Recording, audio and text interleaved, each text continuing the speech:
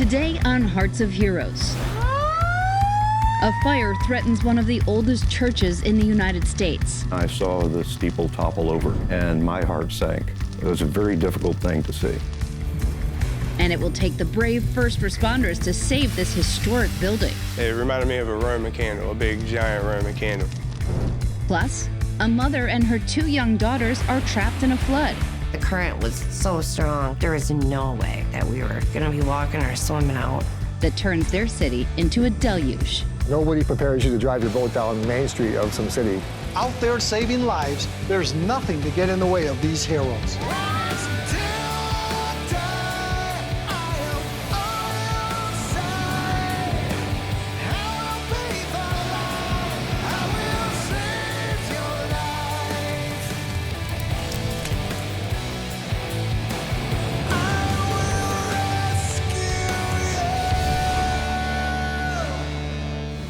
Structure fires can erupt in just a matter of minutes and consume everything fast. And they're especially terrifying when they are threatening a historical landmark full of irreplaceable artifacts, like it did in 2018 in one Virginia community when the centerpiece of their town went up in flames. Portsmouth, Virginia sits right across the Elizabeth River from Norfolk. This city of more than 95,000 was established in 1752. And many of the buildings date back to the colonial era. It's just a very historic old port city, beautiful architecture, wonderful people, beautiful churches, and a history that goes deep, and people that are fiercely proud of their city. The monumental United Methodist Church is one of the buildings that the community takes particular pride in. With its classic architecture and distinctive steeple, it holds a place of both historical and spiritual significance. There are people in this church that are 3rd and 4th generation members, and this church means so very much to them that it's actually part of their family. I know it's just a building, but it's what that building represented to me. My family, my friends, some of the most joyous moments I've had in my life had been in that sanctuary. This church represents not only the past, but the future. And tying themselves to a facility and a church that began in 1772, 4 years before our country claimed its independence. But all of that was threatened one January afternoon in 2018 during some routine building upgrades. As workers left to take a lunch break, the unthinkable happened. The church caught on fire. No one realized just how quickly the fire was spreading. We went out in front of the building, looked up, and could see a little teeny bit of smoke from the base of the steeple, and we're like, man, okay, this ain't gonna be too bad. And the time I got about halfway up the street, the whole thing kind of lit off at one time. It reminded me of a Roman candle, a big giant Roman candle. As firefighters jumped into action, all the church members could do was watch helplessly. As we got within sight of the steeple, it looked exactly like the spire on Notre Dame. It was totally engulfed in flames, and it was heart-wrenching to see that. So I'm looking up, I'm walking lively because, you have a steeple, you didn't know what it was going to do, so it's going to fall on my head. But the fire was about to claim the iconic hallmark of the church. I saw the steeple topple over and my heart sank. It was a very difficult thing to see. And they were just pouring water onto the building, and the people in the parking lot, the expressions on their faces, I will always remember how people looked and how devastated they were by what was going on. The church risked losing everything inside, and yet one artifact in particular held great importance to the parish. We have a Bible that survived the 1863 fire. It was the pulpit Bible at that time, and we kept it on a lectern in the corner of our sanctuary. We were trying to stay out of the firefighters' way, but I went up to one of them and said, if you can, when you go back in, could you please try and bring that Bible out? Joyce didn't realize it, but firefighter Matthew Buck had already rescued the Bible and removed it from harm's way. I had seen it my first time into the sanctuary, and it looked old, and it was a big giant Bible. So I was like, that's neat, it's getting destroyed. So I just grabbed it on my way out. That's one of the awesome things about this job is, I mean, you do have bad things, but some things are good, and that was nice, and they were really, really happy. It's a symbol of our faith, a symbol of our resilience. Roughly an hour and a half after the building caught fire, the flames were finally extinguished. The question now, would there be anything left of their beloved church? Coming up, the members of the monumental church face a long road to recovery. It's hard to explain when you see something like that and the fear of it being gone. But first, a safety tip. You should never ignore a fire alarm. Your first reaction should always be to alert those around you and evacuate to safety. In the event of a fire evacuation, act immediately, but stay calm. Always stay low in case of smoke, and please do not waste time searching for personal items. Unless you are trained to extinguish a fire, leave that to the trained professionals. Your number one concern during an evacuation is to get to safety.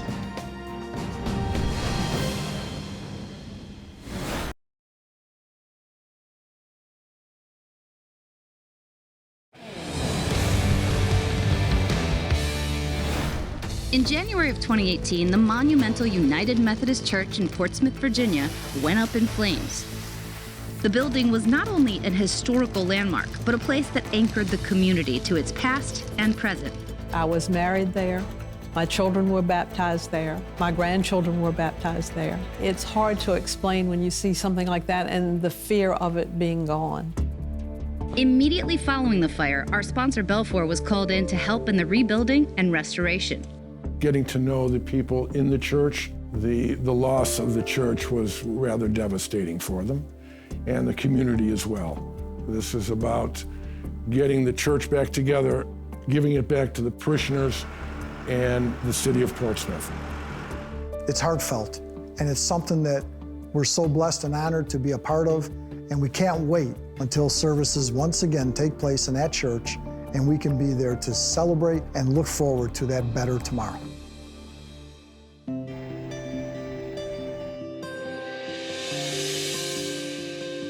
Philip and his team worked with the insurance agencies, architects, and structural engineers. But even months after the fire, there was still so much to be done. So this sanctuary was built in 1872. The section over here housed the organ. As you see, all the windows, the stained glass has been removed.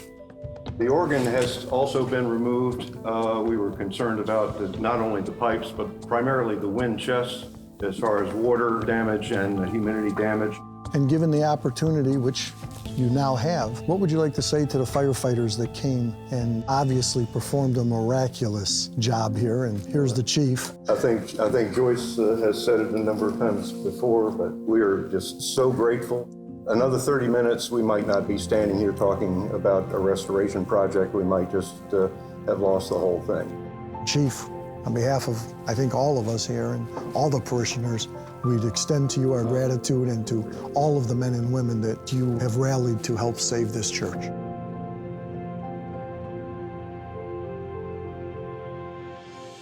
Almost 2 years after the fire, Monumental United Methodist Church was finally complete, including a newly constructed steeple. And for their very first service, they invited Sheldon Yellen from our sponsor Belfour and the brave men and women of the Portsmouth Fire Department. Welcome to the masterpiece that you created. Let me tell you, this is just absolutely wonderful. You have to see the organ. That was a big deal for us, losing our wonderful organ, and it's back. Spent weeks putting it all back together. And the first time we heard it in this space, everybody was in tears. 23 months we've been worshiping in our fellowship hall, and now we're back in our space again, and I just can't be any happier or any prouder of the accomplishment that we've made here. When I was here last, and you had so kindly walked me through the building, which I'd say building because it was not yet what it is today. I want to hear about the steeple because this was a work of art. Absolutely. Of course, the steeple is the iconic structure for this church and has been for decades and decades, back into the 1800s. And its loss just basically felt like it was crushing us at that point. And we didn't give up on that steeple. Every time a section went up, there were 15 or 20 people from Monumental out there staying for the day, watching those sections go up. And it was just incredible. We're so honored and really grateful that you've allowed us and entrusted us to represent you in this endeavor. And for us to be here today is just truly an honor. It really is. We have our church back. Beautiful. Thank you so much. Thank you. Thank you so much. Following the service, the members of the Monumental United Methodist Church paid special tribute to the Portsmouth Fire Department. We'd like to present you helmet from our department. Fire Chief Hoffler also wanted to give a special thanks to Sheldon for their work in helping restore the church and the community by making him an honorary member of the fire department. Thank you all so much. Wow. This is heavy. Thank you, I'm shocked. My name's on here. Wow. To the firemen and women and the first responders, the police departments across the country, and for certainly here in Portsmouth. On behalf of all of us lay people across this land, from the bottom of our hearts, we're grateful. May you always be kept safe. May you always know that you're loved and cherished. And God bless you guys for what you do each and every day for all of us. Thank you. Thank you, guys. Bless you, guys. Bless you. Coming up, a flood forces first responders to make a daring water rescue. I looked outside and there's like at least 4 feet of water within the matter of 15 minutes. There she is right there. 309.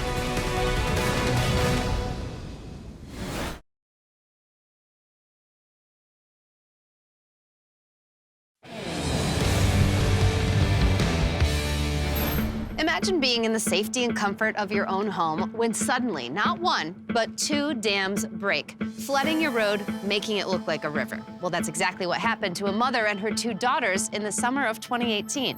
Thankfully, there were heroes right there, ready for the rescue. Lafarge is a sleepy little village located in southwestern Wisconsin.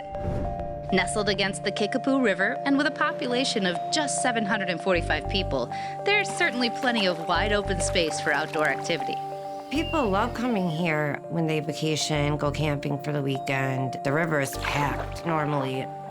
We have bluffs and river valleys, and our terrain is beautiful. It's probably the best part of the state, in my opinion.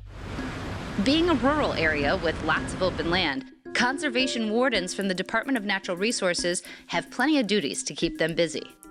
Some days you're on the boat, some days you're walking around the woods, so it's always different.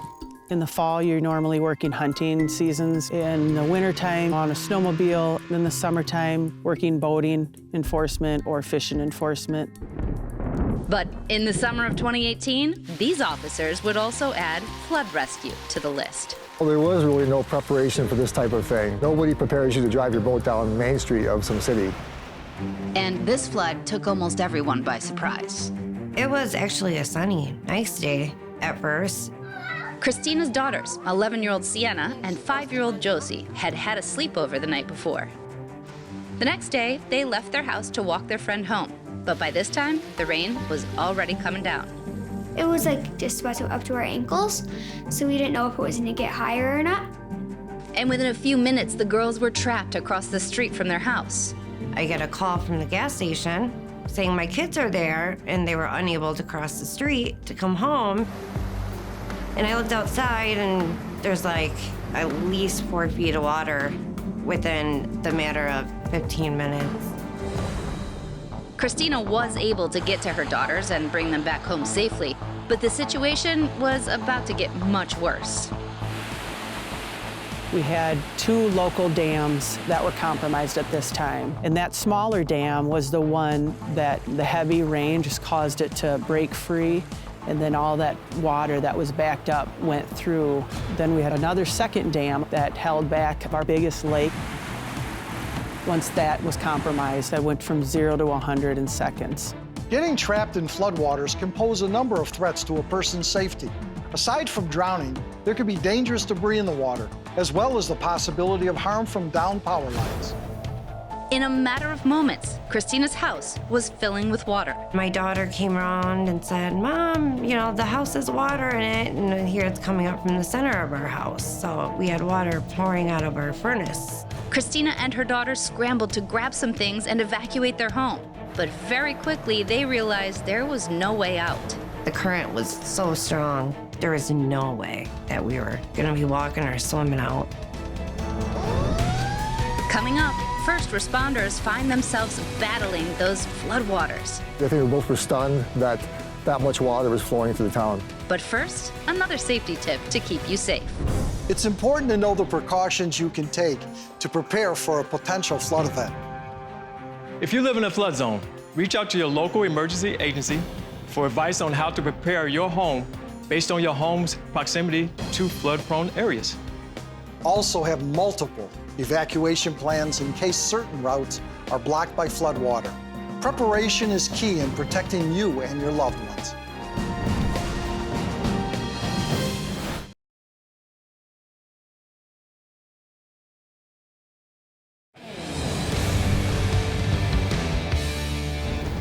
In late August of 2018, the sunshine of a summer day added fuel to severe storms and flash flooding that became a terrifying ordeal for Christina Orton and her two daughters.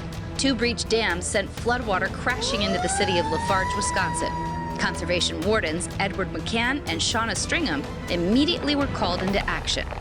We took our truck and boat with the trailer and we went down to Lafarge. But on our way down there, a lot of the roads get compromised. It was normally a small country town with a handful of crossroads, and we got to the bridge and it was indistinguishable from the river. It looked like someone planted houses in the middle of a river. I think we both were stunned that that much water was flowing through the town. Shauna and Edward launched their boats and headed toward Christina's house. I'm not familiar with the town, so we were trying to navigate down city streets and over barricades and fire hydrants and not really understanding what's immediately underneath us. This house or that house? With the water still rising, Christina and her daughters were starting to panic. There was tears and nervousness and 101 questions. Where are we gonna go? How are we gonna go? Who's gonna come, you know, to our house and come get us?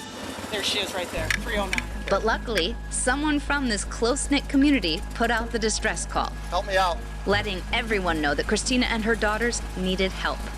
She opened the door and the bow of our boat actually went into their home. I don't know if you can imagine that, but if you open your door in your kitchen, the front of our boat was in their kitchen. Okay, just step back, okay, honey? We're gonna save you. You get to go for a boat ride. Open that door first if you can. It was great seeing them pull on up and be there because I didn't know what to tell my kids, of course. Okay, you ready? And then why don't we sit right here? You sit right there, you think?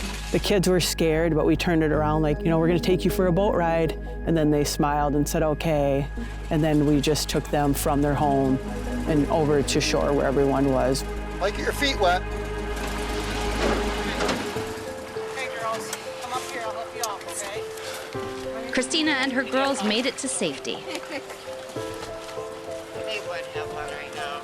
Unfortunately, they didn't get to go home for months. Still, they're grateful to the community who reached out to help them. People had volunteer groups already made up and coming to help get rid of everything that got damaged and pretty much to help you start rebuilding your home. It just goes to show you, anyone can be a hero, with or without a uniform. Christina and her family are finally back in their home. Officers Stringham and McCann dropped in to see how everyone was doing. So what did you guys think when the water came up? What does that mean? Bad? We're glad you guys didn't leave on your own, because with that current, you could have been swept away. I literally thought I was gonna lose her grip there for a second. Like, well, we're definitely not gonna try crossing over again. I don't know how dispatch knew you guys were in there. Somebody was looking out for you because somebody gave us this address. Yeah, because I mean, I don't know many people in town except for people at school and everything, so. So your neighbors are watching out for you. Yeah. They care about you girls. That's right. And we'll come back anytime, okay? Anything ever happens, Ed and I will come. Thank you. I was gonna say, thank you so much. You're welcome. You're welcome. Thank you. You're welcome. Thank you. Hey, I'm glad we could help, okay? All right.